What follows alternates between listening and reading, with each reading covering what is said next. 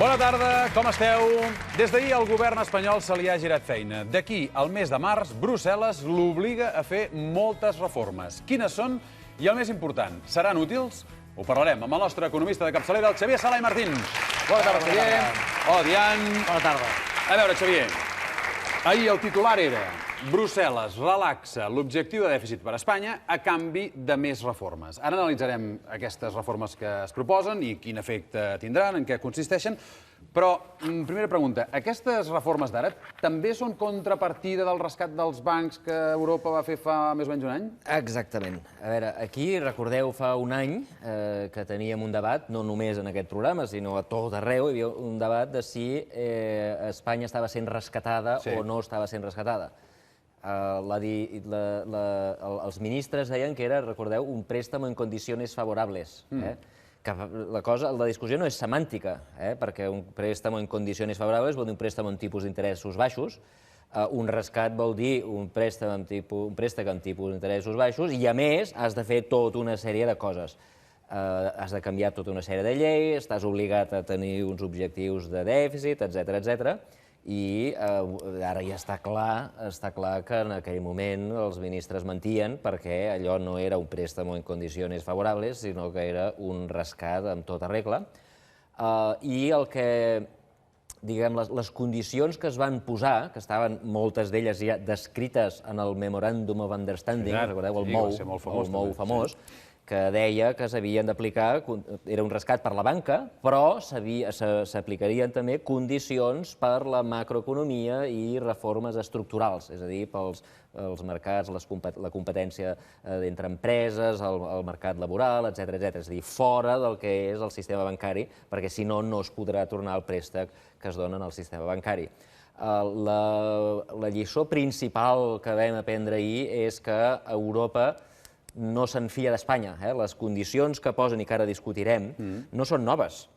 El que és nou és que ara es recordin a Espanya que havien d'haver estat fent això, no ho han fet, i ara, com que no se'n fien, no només diuen heu de fer això, això i això, sinó que diuen quan. Diuen que a partir d'aquest dia aquesta llei ha d'estar feta, a partir de l'altre dia això ha d'estar sobre la taula.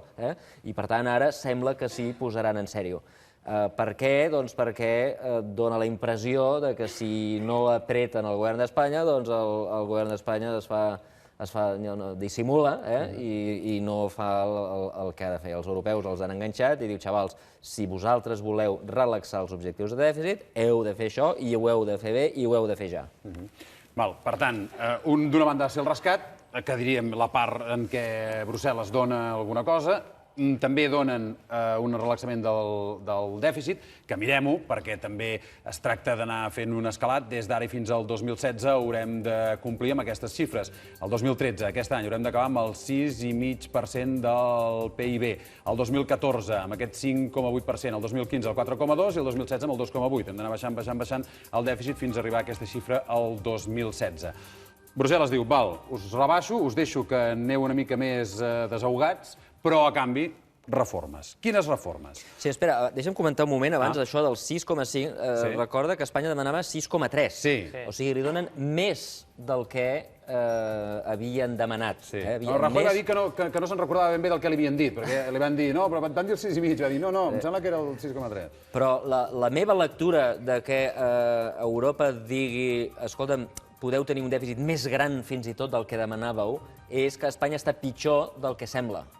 O sigui, això, diguem, és una bona notícia pels que volen que el dèficit estigui més relaxat, pels que han de fer retallades que de sobte no hauran de fer tantes retallades, però és una mala notícia per dues raons. Primera, perquè, com ja he dit, es dona la impressió que els europeus diuen, escolta'm, aquest any, xavals, us baixarà la recaptació fiscal. De fet, les dades que tenim de l'abril ja demostren que els ingressos de l'Estat han baixat en picat. Ha baixat la recaptació de l'IVA, ha baixat la recaptació de l'IRPF, ha baixat la recaptació de l'impost de societats. Per què? Doncs perquè la crisi econòmica és molt més bèstia del que semblava i, malgrat que han pujat els impostos, malgrat que han pujat l'IVA, recaptem menys d'IVA. Recordeu que aquí vam explicar la famosa corba de Laffer, que tu puges els impostos, això destrueix tant l'economia que fa que la gent acabi pagant menys I, clar, si la recaptació fiscal baixa, doncs el dèficit automàticament és més gran. I això, els europeus, que sembla que tenen dades bones sobre Espanya, em sembla que és el que ens estan dient. Ja sabem que la cosa està pitjor del que ens diuen els ministres. De fet, és fins i tot difícil que compleixi aquest 6,5. És possible. I deixa'm recordar una cosa, perquè parlem molt de retallades. Això és el dèficit permès, que vol dir que el conjunt de les administracions de l'Estat gastaran, o poden gastar, si no m'equivoco, 6,5 són 65.000 milions d'euros més dels que ingressaran. Ho dic perquè parlem molt de retallades, però això és gastar molt més del que ingresses cada any. I aquest és el segon punt que volia anomenar. Degut a que gastaran molt menys del que ingressen, vol dir que s'hauran d'endeutar. I aquesta és la segona dada negativa, o la segona notícia negativa. Escolta'm, és veritat que avui dia, durant aquest any, no hauran de retallar tant amb sanitat, amb Mossos, etc., no hauran de retallar tant. És veritat que no hauran de pujar impostos, tot i que ja veureu que Brussel·les també recomana pujar impostos, però això ens perjudica demà, perquè, clar, aquests 65.000 milions que demanarem prestat els haurem de tornar aviat amb interessos. És a dir, l'any que ve, automàticament, la partida d'interessos pujarà. I la partida d'interessos, que en aquests moments és de 40.000 milions, Espanya està pagant 40.000 milions, la Generalitat està pagant 1.900 milions d'euros en interessos, clar, aquesta partida cada vegada és més gran. I, per tant, pagant els mateixos impostos, tindrem menys per sanitat, menys per educació, perquè els interessos cada vegada seran més grans. I, per tant, cuidado amb posar-se molt feliç quan te deixen endeutar-te, perquè endeutar-se és com passar a les famílies. Si tu vas pagant la targeta de crèdit amb una altra targeta de crèdit, doncs, escolta'm, al final la targeta es menja tot el salari i no et queda res per menjar.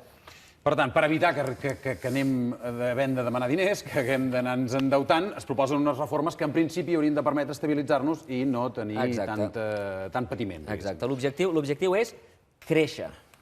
L'objectiu, ja veiem que, escolta'm, ja pujar impostos més, tot i que insisteixo que també faran pujar impostos, però, diguem, allò de l'austeritat ja no és la solució. El que hem de buscar és créixer. Si Espanya creixés al 3-4%, ningú es preocuparia del dèficit i del deute. El problema és que tens un dèficit i tens un deute molt elevats i cada vegada és més pobre. Creixement negatiu per 7 trimestres consecutius. Ja portem 7 trimestres anant enrere com els crancs. Vol dir, cada any Espanya és més pobra i, per tant, cada any tens menys possibilitats de pagar. El deute se't va fent cada vegada més gran i cada vegada tens menys diners per pagar-lo. Per tant, és una bola de neu que pot acabar destruint tota l'economia.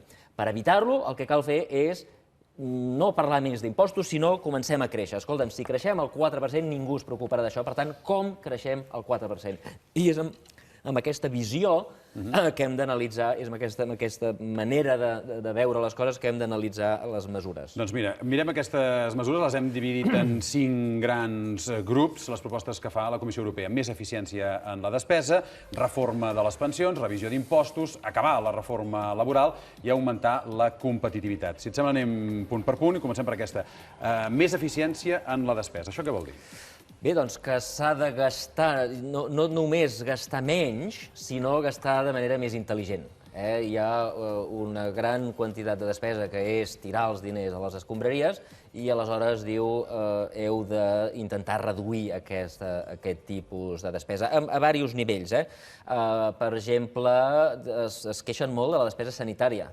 La despesa sanitària cada vegada és més gran i anirà pujant perquè cada vegada hi ha més avis, els avis, òbviament, estan més malalts que els joves, cada vegada hi haurà més jubilats, cada vegada es gastarà més i, per tant, s'ha de controlar la despesa sanitària i, en particular, es queixen molt de la despesa sanitària, és a dir, la despesa que fan els hospitals en farmacèutiques. Això suposo que vol dir que intentem gastar en genèrics, intentem no receptar coses inútils, intentem receptar una pastilla i no donar-ne 30, etc. Vol dir copagament, vol dir, diguem, compte amb la despesa pública. Ara representa que és el govern espanyol que ha de decidir com racionalitza aquesta despesa. És a dir, Brussel·les no diu facin copagament o facin servir genèrics o facin servir el que sigui, sinó que diu racionalitzar, que vol dir retallar. Això és una de les coses que menys m'agraden del que van fer ahir, perquè diuen s'ha de fer això, però no diuen com s'ha de fer. de reduir despesa. Què vol dir de reduir despesa sanitària? Exactament quina despesa? Perquè, clar, la despesa sanitària n'hi ha molta que no és inútil, que és útil, i, per tant, retallar-la comportarà problemes. O sigui, haurien de ser més clars i dir, no, això és inútil, i, per tant, això s'ha de retallar fora, ràpid, i es fa així. I això ho deixen una mica al núvol, no sabem ben bé què vol dir. Què més coses hi ha dintre d'aquesta reducció de la despesa? Una altra cosa és deslligar molts dels costos, també en la reducció, en la més eficiència en la despesa, és reduir, diguem, el que es diu desindexar. És a dir, fins ara hi ha moltes despeses, per exemple, els salaris dels funcionaris, o els salaris dels ministres, o els salaris dels parlamentaris, que van lligats a la inflació. Si puja els preus 3%, automàticament els salaris dels funcionaris pugen un 3%, o un 3 i una mica més. Això fa que sigui molt difícil, com que això està posat a la llei, doncs sigui molt difícil baixar determinats preus, o determinats salaris, o determinats costos, i Brussel·les diu que això s'ha d'acabar. Una altra cosa que diu que s'ha d'acabar són les megainfraestructures inútils. Els programes que aquí veiem a nosaltres a la televisió dels presidents de diputacions inaugurant aeroports i dient-li en el net, mira l'aeropuerto de l'abuelo, i totes aquestes despeses, que després no hi ha mai cap avió, aquests AVEs que hi ha 19 passatgers al dia, aquestes autopistes buides i de franc, etc. Tot això nosaltres ho veiem i ens quedem així, ells també ho veuen, els mateixos reportatges els fan allà. I, escolta'm, quan els alemanys veuen això diuen però aquests espanyols estan bojos. Prou l'AVE que vagi al poble del president. El primer AVE que va haver-hi va anar de Madrid al poble del president, que era el González. Ara l'últim AVE és el que va de Madrid al poble del president, que és Galícia. Hòstia, prou de fotre AVEs cap al poble. I un altre tema de la despesa, que és important, és prou el dèficit de la tarifa elèctrica. Aquí hi ha hagut molts governs, del PP i del PSOE, que han intentat fomentar, per exemple, les energies renovables. I per fer-ho, una de les coses que han fet és permetre que les companyies d'energies renovables venguin, però com que eren molt més cares, de moment encara les energies renovables són menys eficients que les altres, les energies renovables són més eficients que les no renovables, doncs el preu era molt més alt. Però per no passar aquest preu en els clients, el que feien era subvencionar-ho. Els deien a les empreses productores, ja ho trobarem. En el client li posaven el preu de l'electricitat més barat, l'empresa tenia un cost més gran, la diferència el govern deia ja ho trobarem. I ja ho trobarem vol dir deute. I clar, ja ho trobarem, any rere any, ara resulta que hi ha un forat de 30.000 milions. I els europeus diuen prou forat, s'ha d'immediatament curar això, i això és una manera, diguem, elegant de dir que ens pujarà l'electricitat. O sigui, pujarà la llum. Pujarà la llum. Vinga, això ja ho tenim. Per tant, perdona, 40.000 milions amb interessos i 30.000 que deuen a les elèctriques, seria això? Ja en portaríem 70.000, més el dèficit dels bancs... En un moment són 70.000, perfecte. I la llum amunt. Això pel que fa a la despesa. Anem per la reforma del sistema de pensions, que aquesta és una peça clau i que preocupa molt. Abans de començar, el públic em deia que parlarà de les pensions. Sí, parlarem de les pensions.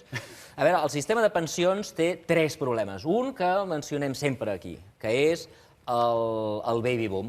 Després de la Guerra Mundial, a tot arreu del món, a tot arreu d'Occident, els pares i les mares es van dedicar a tenir fills i vam néixer nosaltres. La generació que va des de l'any 45-46 fins als mitjans dels 60, tota una gran generació, molts nens. Nosaltres tenim molts germans. El problema és que després nostra ve una generació molt petita. Nosaltres tenim 4 germans i només tenim 1,2 fills. I, per tant, la generació que ve després és petita. I el sistema de seguretat social consisteix en agafar els diners dels joves i donar-los als grans. Clar, si hi ha pocs joves i hi ha molts grans, doncs el que queda per cada gran, per cada jubilat, és molt poc. I, per tant, s'anticipa que quan nosaltres ens jubilem, i els que es van néixer als anys 45 ja comencen a tenir 65 anys, ja comencen a jubilar-se, això és un problema. Per solucionar aquest problema, recordeu que es va fer un fons de la Seguretat Social perquè, diguem, quan es jubilessin aquesta gent se'ls donarien els diners que ens havíem estalviat durant aquests anys, però ja sabem que aquest fons el van polir, van fer allò del Bart Simpson de posar pagarés en lloc de diners. Ja passaré també, van dir ja passaré i ja ho trobarem. Ja ho trobarem. Per tant, aquest és un problema que s'ha intentat solucionar però no se l'ha solucionat. El segon problema de la Seguretat Social és que l'esperança de vida va pujant. Més o menys, l'esperança de vida, és a dir, els anys que viurem cadascú de nosaltres, cada any és més gran. Cada any vivim, abans, quan es va crear la Seguretat Social, l'esperança de vida era 65 anys i, per tant, la Seguretat Social gairebé no pagava res, perquè el dia que anaves a cobrar et mories. Doncs ara estàs 5 anys, 10 anys, 15 anys, cada vegada hi ha més gent, molts anys cobrant, i clar, el que acaba pagant una persona normal, la persona mitja espanyola, és molt menys, el que acaba contribuint quan és treballador, és molt menys del que acaba traient perquè viu molts més anys. I això diuen que això s'ha d'acabar, s'ha d'introduir factores de sostenibilitat, que es diu. Factors de sostenibilitat vol dir, bàsicament, que la pensió, d'alguna manera, no diu com, però d'alguna manera ha d'estar lligat a l'esperança de vida. Per exemple, s'hauria de fer, una de les coses que es podria fer, que recomana Brussel·les, és que ara mateix l'esperança de vida, la jubilació seria 65 anys, però com que l'esperança de vida augmenta més o menys en 50 dies cada any, doncs l'any que ve l'edat de jubilació serà 65 anys i 50 dies. I d'aquí un any serà 100 dies. Així anem equilibrant, no? I cada any va augmentant, de manera que la gent que es jubili d'aquí 20 anys, doncs es jubilaran als 70, però les àvies d'avui, que no es preocupin, perquè això no els afectarà a elles, això afecta a nosaltres, ens afecta a nosaltres quan ara siguem avis. Ara falta veure si quan tinguem 80 anys podrem continuar treballant. Bé, perquè si es va tirant 50 dies, arribarà un moment que la gent treballarà amb 90 anys. Això pot ser, però clar, perquè l'edat de jubilació pujant de 50 dies en 50 dies cada any fins que arribar a 80 tardarem segles, Home, segles tampoc. Però sí que s'hauria d'ajustar una miqueta cada any. Per fer sostenible, diguem-ne, perquè es puguin continuar pagant les pensions, una de les coses que s'estudien és anar allargant l'edat de jubilació en funció de l'esperança de vida. Exacte, es diu indexar-ho a l'esperança de vida. Una altra cosa, un tercer problema que té la Seguretat Social és que el mateix que deia abans dels salaris dels funcionaris, que les pensions dels avis estan indexats també a l'IPC. I no està relacionat amb si la Seguretat Social té diners o no té diners. I això és un problema que s'han trobat, per exemple, el 2011. Es van trobar el 2011 que hi havia una crisi, que les cotitzacions dels treballadors baixaven, perquè molts treballadors anaven a l'atur, baixaven les cotitzacions, però les pensions dels avis, per llei, la llei de la Seguretat Social de l'any 97, diu que han d'augmentar amb l'IPC. I, per tant, si l'IPC és 3%, les pensions pugen un 3%, encara que els ingressos hagin baixat un 15%. I això la Unió Europea diu que s'ha d'acabar, que en moments de crisi econòmica ha d'haver-hi una manera de no baixar les pensions, sinó no pujar-les tant. Que en el fons és baixar-les. Que en el fons el poder adquisitiu és baixar-les. Si el cost de la vida puja i no t'augmenten la pensió, perds poder adquisitiu. Vol dir que, perdona, ja ho sé que no ens afecta els avis d'ara, això de les pensions, però és possible que se'ls congelin les pensions i, per tant, perdin poder adquisitiu també els pensionistes d'ara. No només és possible, sinó que ja ha passat. Perquè una de les coses que va passar l'any 2011 és que les pensions no van pujar l'IPC, va pujar un 1%. Et continuen dient el mateix, Sí, però això va ser una excepció. La llei obliga, de fet, això està al Tribunal Constitucional, em sembla, i a Portugal ho van eliminar. O sigui, van dir, escolta'm, la llei diu que les pensions han de pujar l'IPC. I, per tant, aquí hi haurà problemes. El que diu Brussel·les és, escolta'm, en lloc de, quan hi hagi una crisi, canviar la llei, o canviar, fer una excepció a la llei, escolta, canvieu la llei i que la llei digui automàticament, escolta'm, quan hi hagi crisi la pensió no podrà pujar com l'IPC. I de la mateixa manera que en el funcionari no li pugem a l'IPC i en els treballadors del sector privat no els hi pugem a l'IPC, doncs els jubilats tampoc. I per tant, això sí que afectaria els jubilats d'ara. No aquest any, però potser l'any que ve, l'increment dels preus ja no serà el que dicti quin serà l'augment de la pensió. I això voldrà dir, com deia el Tian, que el poder adquisitiu, la quantitat de pollastres que podran comprar amb el salari, amb el mateix salari, doncs serà una mica més petit, perquè la pensió pujarà menys que els preus. Molt bé, anem molt bé, Anem molt bé, de moment tot Tot va molt bé. Tot són bones A veure, notícies. anem cap al tercer gran grup que dèiem de reformes, que és revisar el sistema impositiu, que és una manera agradable, suposo, de dir que pujaran els impostos. O sigui, ara dèiem que pujaria la llum, però també parlen de pujar l'IVA superreduït, de la gasolina, impostos especials... Exacte. Això és exactament revisió del sistema impositiu, vol dir pujar impostos. Tenen una manera de dir les coses a Brussel·les també una mica com aquí, no? Sí, no, l'eufemisme és una cosa fantàstica. O sigui, a Brussel·les has d'anar amb una traductora per entendre exactament el que diuen, perquè tu llegeixes i escolta'm... És igual que les recomanacions, o sigui, això són recomanacions. Exacte. Però la paraula recomanacions en aquest cas ve amb una càrrega d'obligació. Sí, una recomanació obligada. Doncs bé, sí, a veure, no diu que s'ha de pujar l'IVA. No diu que s'han de revisar, bàsicament, tots els productes que ara tenen un IVA reduït. Però, clar, si vosaltres mireu quins són els productes que tenen un IVA reduït, hi ha el menjar, els aliments, l'aigua, per tant, a més de que ens pujaran la llum... Coral i jo, que portem lentilles, ens costarà més car a partir de ja fer aquest programa, perquè si no, no veurem a ningú. Molta despesa farmacèutica i sanitària també té IVA reduït, això també pujarà. És a dir, és el que diuen que a partir d'ara passin a tenir un IVA normal del 21%. I, per tant, no només us pujaran la llum, sinó que us posaran els impostos, molts d'ells de primera necessitat. Uns altres tipus de béns que tenen IVA reduït, recordeu, són els que estan lligats amb el turisme. Restaurants, transports, hotels, etc. I que això, de moment, encara és l'únic motor que li queda a Espanya per anar tirant és el turisme. Doncs ara, quan pugin els impostos al turisme, tindrà conseqüències. A mi ja m'està bé, escolta'm, tots els sectors han de ser igual i no ha d'haver-hi privilegis. Si l'àvia paga 21%, escolta'm, que el president de l'hotel també pagui 21%. Tindrem una batalla. Per tant, jo no...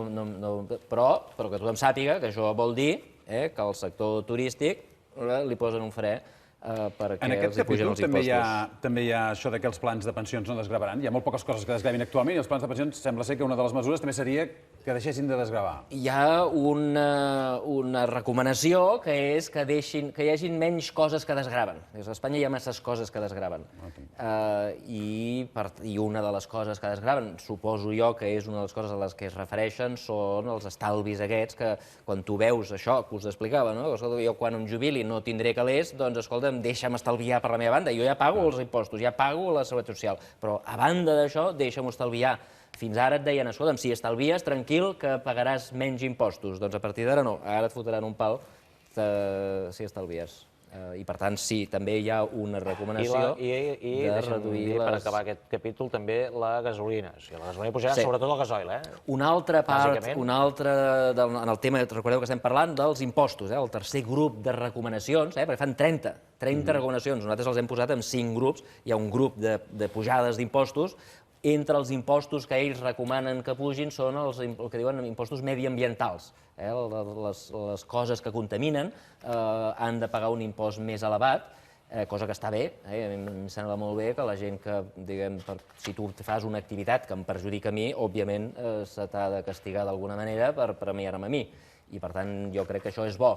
El que passa és que, clar, no sabem ben bé què vol dir impost mediambiental. Jo sospito que això vol dir benzina, i per tant la benzina serà més cara i per tant el transport, els autobusos, mercaderies, tot això que anirà, òbviament, acabarà a la butxaca dels ciutadans. Molt bé, anem per l'altre gran grup, que és el que fa referència a com reduir els nivells d'atur que tenim. Aquí es parla de modificar o culminar la reforma laboral. Vam aprovar una reforma laboral, però Brussel·les considera que no n'hi està ben prou i que encara s'hi han de fer més coses. Sí, a veure, el que diuen aquí té un altre eufemisme brutal, perquè no diuen que s'ha de reformar la reforma laboral ni com s'ha de fer, sinó que diu que s'ha d'estudiar. Diu, escolta'm, la reforma que veu fer, estudieu-la ben estudiada i traieu conclusions. I veureu que si traieu conclusions veureu que hi ha coses que encara no estan bé i llavors reformeu-les. Parla d'avaluació i si es necesario, modificaciones. Exacte. Que ve a ser, canvieu la llei... La traducció d'això és baixeu els costos d'acomiadament. Recordeu que la reforma laboral que es va fer, l'última reforma laboral, que és aquesta que ara s'ha d'avaluar, bàsicament el que feia era reduir els costos d'acomiadament i, diguem, clar, si diuen reviseu això i actueu, jo interpreto que t'estan dient, passa que no volen ser responsables ells i diuen que el responsable sigui el Rajoy. Aquí no parlen d'una cosa que jo crec que haurien de parlar, que és del contracte únic, que no pot ser que hi hagin treballadors absolutament desprotegits i treballadors que estan absolutament protegits. Però ja va sortir un globus sonda que de seguida des d'aquí es va parar. De seguida es va matar, però jo crec que des d'Europa, quan diuen avalueu, també deuen estar pensant, no ho diuen, no ho diuen, però deuen estar pensant. El que sí que diuen clarament, això sí que ho diuen clarament, i diuen, escolta'm, heu de reforçar les polítiques actives d'ocupació. Polítiques actives d'ocupació vol dir que el govern ha d'ajudar a trobar feina. A trobar feina, ha d'ajudar la gent específicament. Això és el que fa l'INEM, no? Sí, és el que hauria de fer l'INEM. És el que feia l'INEM, ja no existeix, però sí, el que hauria de fer el govern és ajudar a la gent i no ho fa bé. I aleshores diu, us heu de modernitzar, heu de ser més eficients, heu de millorar les tecnologies, us heu d'apoyar amb empreses privades, les ETTs, que sí que funcionen millor, però heu de trobar feina. Sobretot, heu de trobar feina.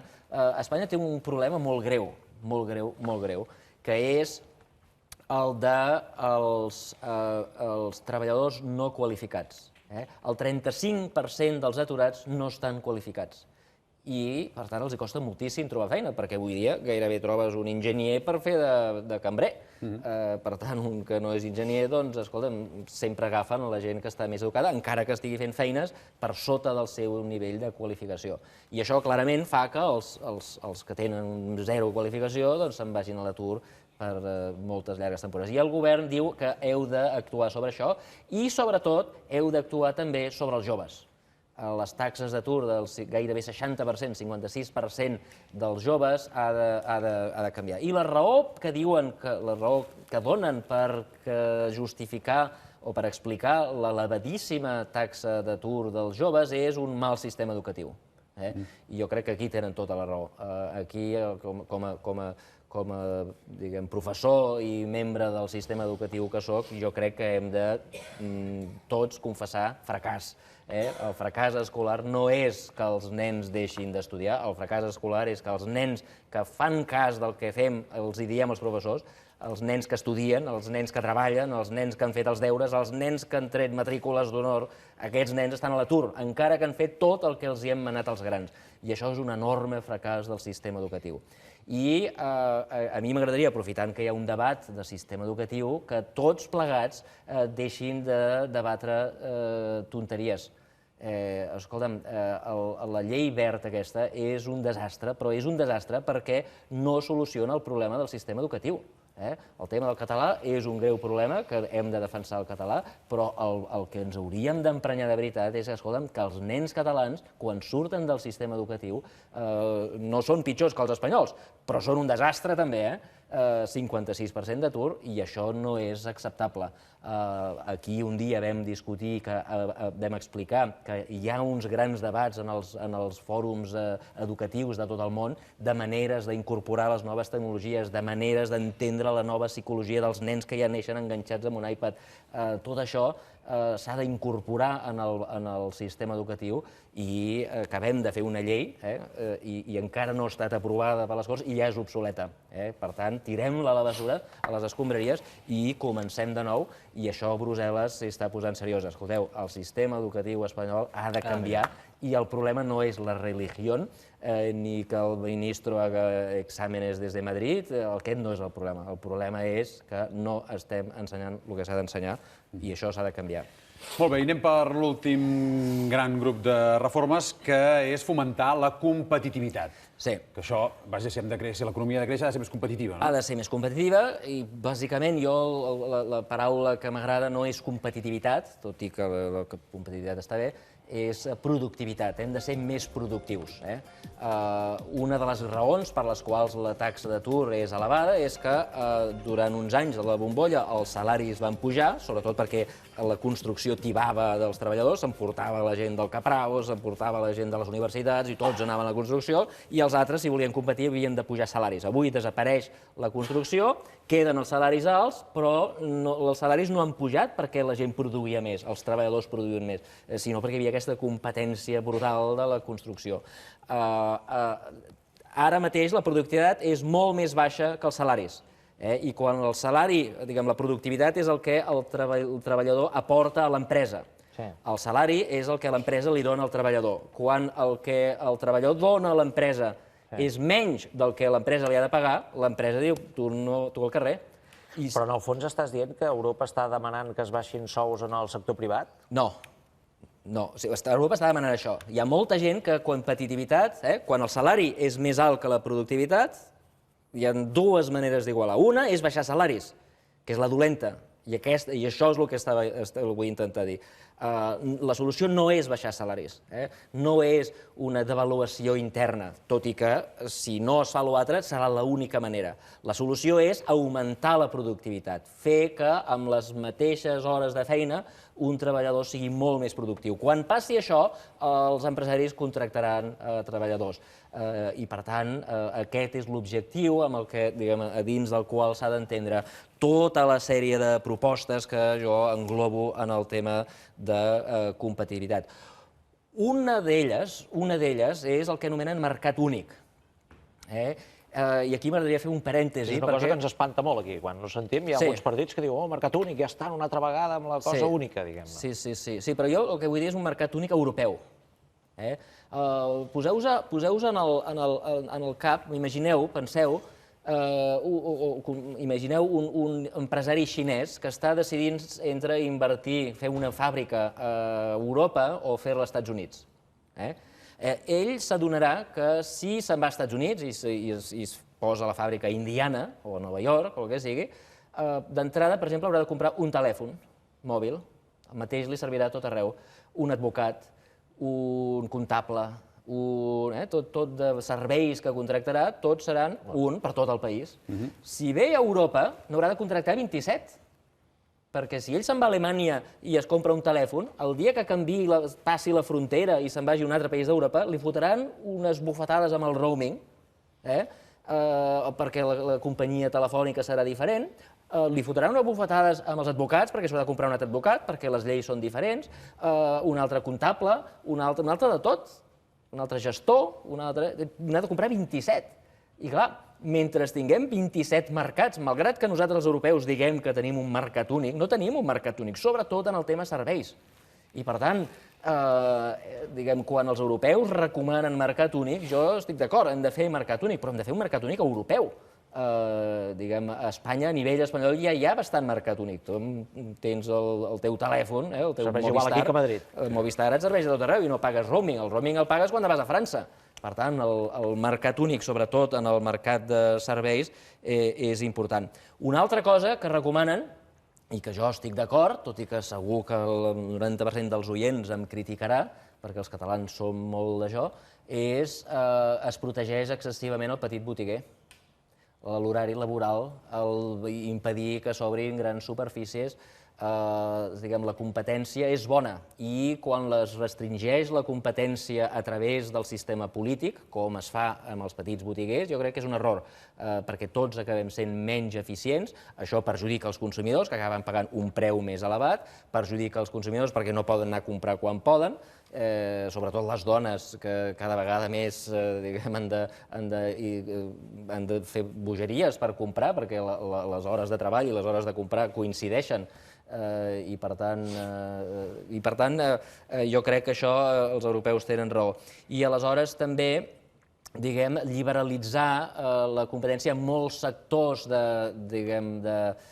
professionals que ara estan protegits. Aquí es va fer un gran esforç amb les farmàcies, recordeu, quan es va dir, escolta'm, liberalitzem les farmàcies, que hi hagi més permisos de farmàcies, que puguin obrir més hores. Aleshores també va haver una gran discussió, no, és que s'arruïnaran perquè les pobres farmacèutiques no podran obrir a les 4 del matí. Escolta'm, ara hi ha farmàcies que obren 24 hores al dia, n'hi ha que n'obren 12, n'hi ha que obren quan els dona la gana, escolta'm, i no passa res. Tots hi sortim guanyant, perquè ara, et recordeu abans que, escolta'm, per trobar una farmàcia a la nit havies de fer unes excursions, ara això ja no passa, i això que passava a les farmàcies doncs ha de passar als advocats, ha de passar als comptables, ha de passar a molts serveis professionals. Això és el que recomana la Unió Europea. Doncs no sé, clar, tot això forma part també d'un canvi d'estructures mentals, perquè estem tots acostumats, hem viscut tots d'una manera i ens hem organitzat d'una manera i hem funcionat d'una manera, que ara de cop i volta això ens obliga a canviar moltes de les coses que teníem apreses i que ens semblaven que era el que havia de ser. I resulta que moltes coses no són el que havien de ser, o almenys per les circumstàncies ara. Sí, el que passa és que la vida ja havia canviat, o sigui, el món ha canviat, i quan nosaltres estàvem al mig de la bombolla no ens vam adonar. O sigui, el món canvia quan de sobte, al món hi ha 7.000 milions de persones, 7.000. En les últimes dècades hi ha hagut 4.000 milions de persones, que són els asiàtics, 1.300 milions de xinesos, 1.200 milions d'indis, 300 milions d'indonesis, i bé sumant, coreans. Escolta'm, que de sobte s'han dedicat a fer el mateix que nosaltres, amb una qualitat molt superior i a un preu molt més reduït. Tu no pots competir ja, per més que tu tota la vida t'hagis dedicat a fer teles o cotxes, tu no pots fer el mateix que feies ara perquè els tios foten cotxes millors i teles millors a meitat de preu. I per tant tu has de canviar.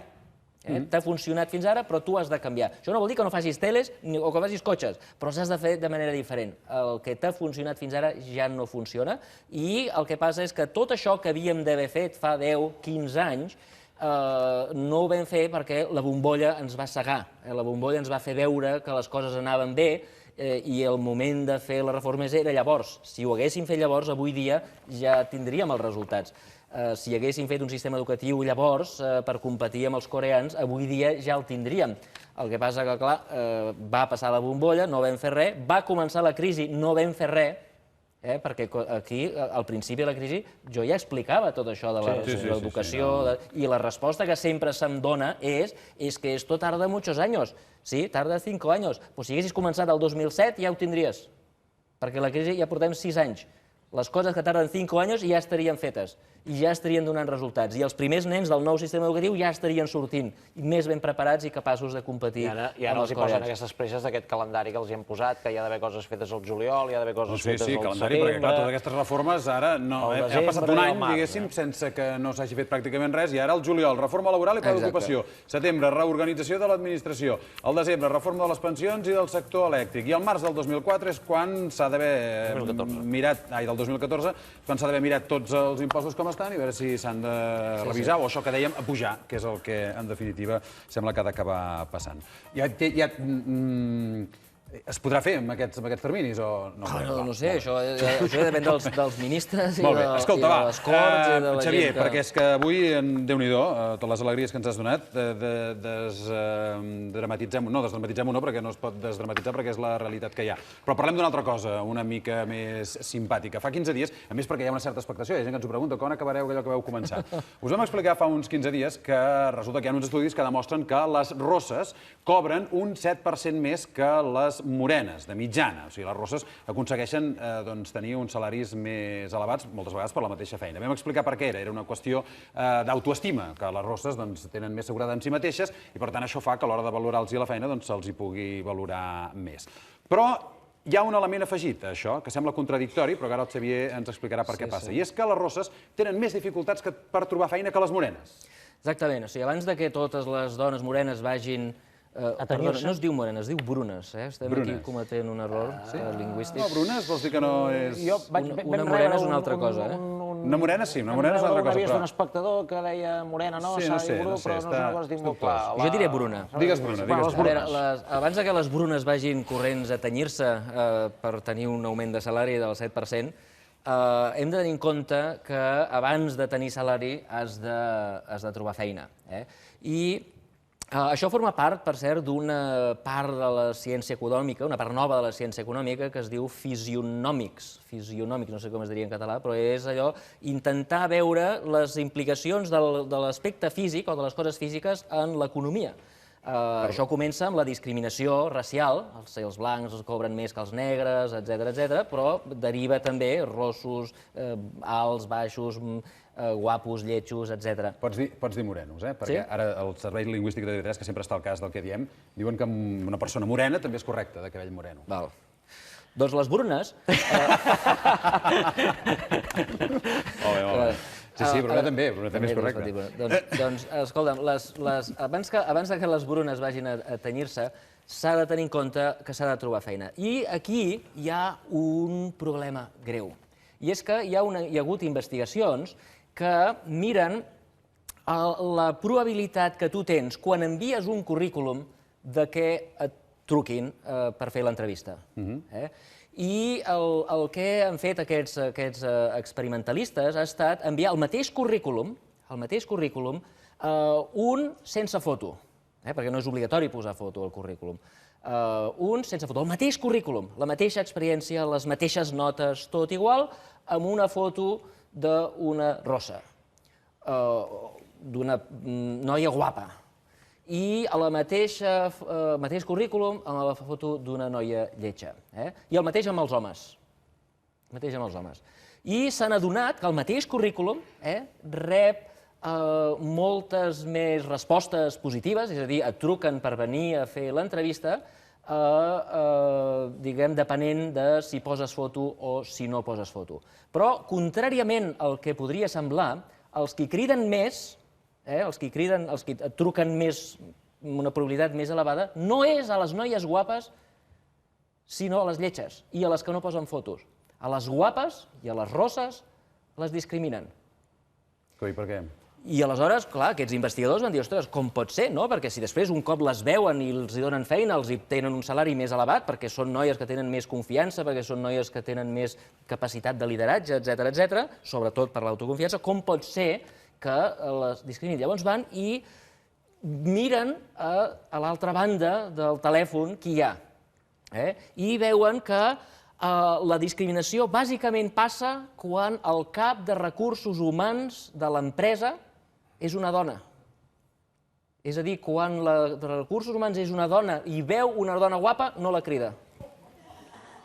Això és científic, Això és científic, és una estadística. Un experiment que s'han fet.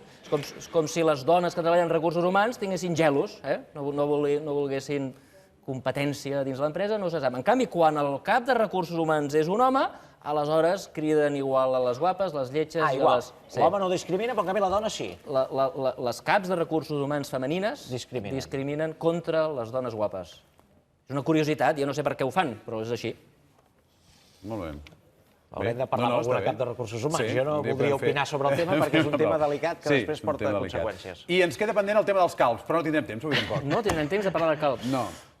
Els calbs resulta que també cobren més i són molt més interessants i molt més... Això fa dies que ho estem dient i encara no sabem per què. Però encara no sabem per què, ens ho ha d'explicar però no tenim mai temps. La setmana que ve, o quan puguem, que no hi hagi un tema tan gros com avui teníem, a veure si podem aprofundir sobre això.